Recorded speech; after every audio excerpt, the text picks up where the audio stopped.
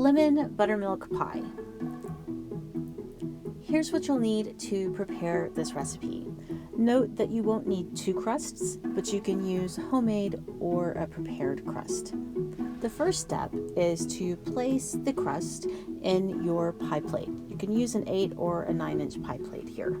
And then fold the excess crust under and crimp the edges in a decorative manner if your skill set includes decorative crimps. Mine does not.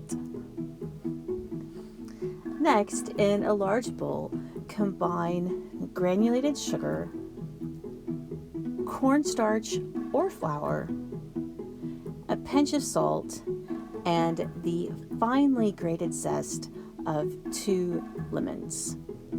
Give this mixture a good whisk to evenly distribute the lemon zest with the sugar, and then set that mixture aside and prepare your wet ingredients. It's about a cup of buttermilk, 3 eggs,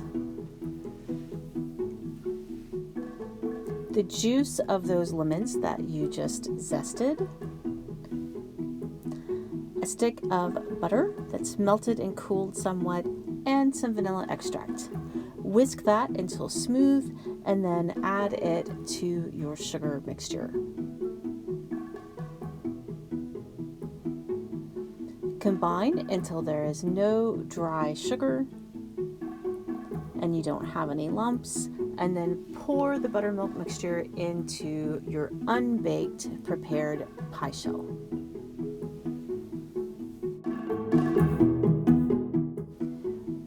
Bake at 400 degrees for 10 minutes and then reduce the oven temperature to 350 and continue baking. The pie is done when the crust is golden brown and the center is just a little bit jiggly. Cool on a wire rack and then chill until ready to serve. I hope you enjoyed this video. For the complete recipe, please visit us at arkansasonline.com/cooking.